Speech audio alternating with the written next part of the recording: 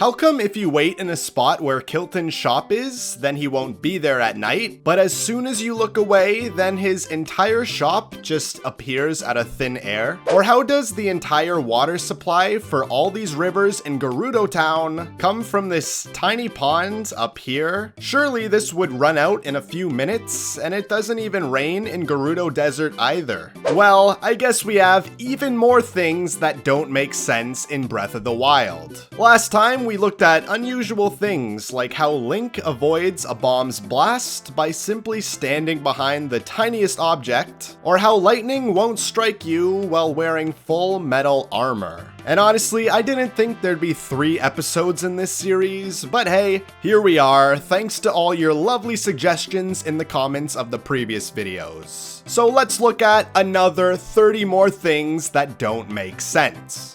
What is with the Flame Guard potion? It can fully protect Link from the heat right next to a volcano, but if you stand too close to a campfire, then it does nothing and you still catch on fire. I mean, the description literally says prevents your body from catching fire. I could even wear flame breaker armor and it's still as useless as ever. Why is it that when you slip from climbing in the rain, you always fall in the direction of the slope? Like for example, in this situation here, if I were to lose my grip and slip, then I would think Link would fall just straight down, but no, he almost glides across the surface, like a magnet is pulling him in. Why does Link need to be in the exact spot to see his memories? I could be standing right here, and Link would just be like, those are some pretty normal looking trees over there. But then I move 1 inch forward and Link's all like, oh my god, these are like the trees I was walking around with Zelda at, no way!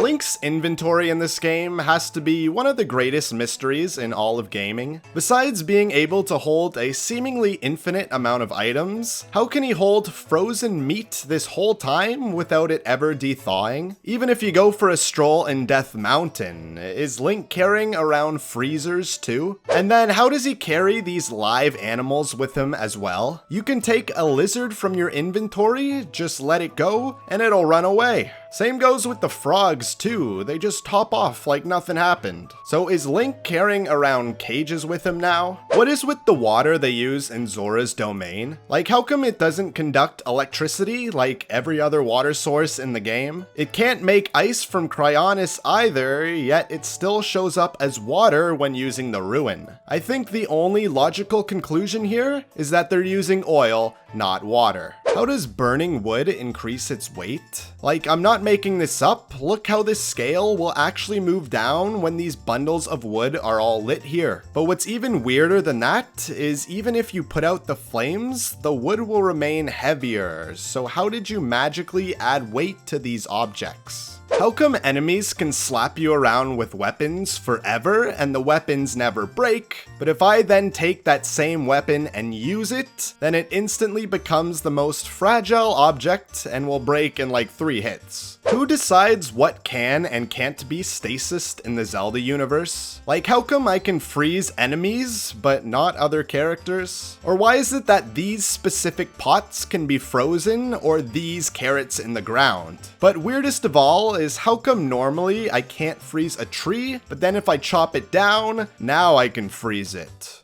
I guess I'm just asking too many questions here. How come when I try to attack an NPC with a weapon, the sword will literally phase through the person's body, leaving him totally unharmed? And their responses are weird too, they only seem mildly annoyed. Calm down? That's your response? Like, would you calm down a bit, Link, and stop trying to murder me, thank you? The guy who runs this snowball minigame, how does he even operate his business? You're telling me he runs down that mountain, hauls all 10 of these massive tree logs back into position regardless of how far they go, then climbs back up the hill in a span of like 10 seconds? That's surely a day project for any normal human being. When you use a potion, you'll get a certain property for a certain amount of time. So then why is it that I can wait an entire day at a campfire and the timer hasn't gone down whatsoever? Well, that is awfully nice of the potion to just not drain as you're waiting by the fire.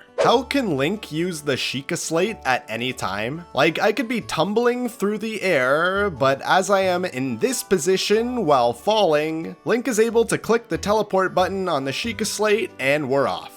We've discussed many times in this series about Link's remarkable climbing abilities, but here's a new one. How does Link manage to remain completely upright while climbing on this rotating windmill? I don't even know how he hangs on to begin with, but to then rotate at the same rate that the windmill is moving? Remarkable, absolutely remarkable. How come I can just pop up a campfire in a stable, let it burn, and then leave it on overnight, and the stable won't be damaged at all? I mean, the entire place is made of wood and cloth. Plus the floor looks exactly like the campfire would, yet the fire doesn't spread at all. How can Link switch shields while shield surfing? Like literally, so seamless too. Within a second, boom, you have a new shield under you. It's pretty stunning that Link doesn't have to get off or lose any speed as well. He just instantly changes. Wow.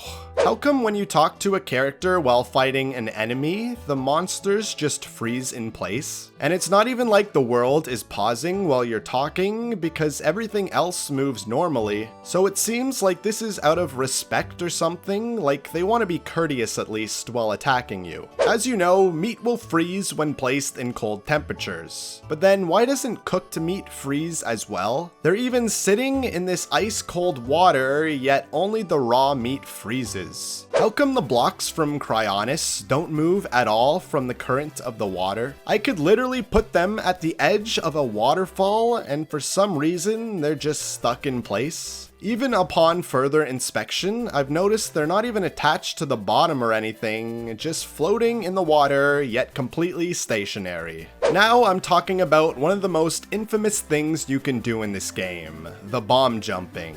I mean, do I even need to explain why this doesn't make sense? Just look at it. You must be breaking every rule of physics or something to perform this technique. A true question of our generation will be, how does the bomb launching in Breath of the Wild work?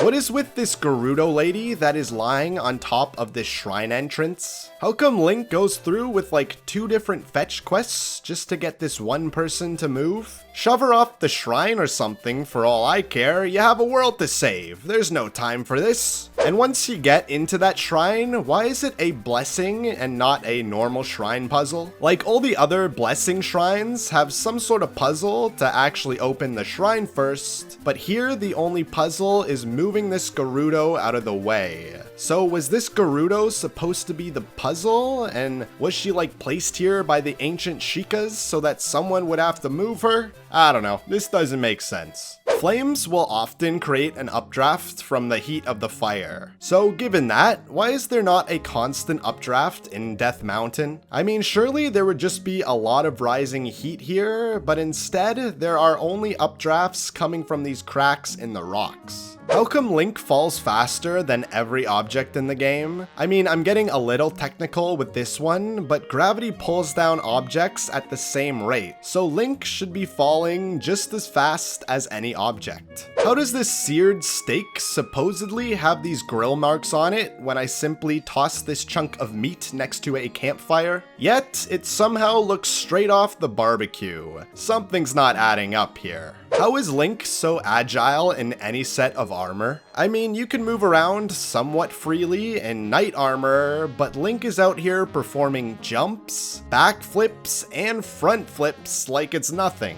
Or he can even spin around like he's playing hammer throwing in the Olympics. How come lizards just disintegrate in water when you drop them in there? Like nothing even remains, not even a bone or anything, just poof, they're gone? I could maybe understand it if it was like just the fireproof lizard, but the regular one does it too, so what gives? How come you can light a Korok leaf on fire, and then after letting it burn for a while, you can firstly just put out the fire immediately, but secondly, how is the leaf not burned at all? Good as new in fact, you can even light it up again. Anyways, let me know some more things that don't make sense to you in Breath of the Wild, and I may include them in the next video of this series. Subscribe for more, I'll see you guys later.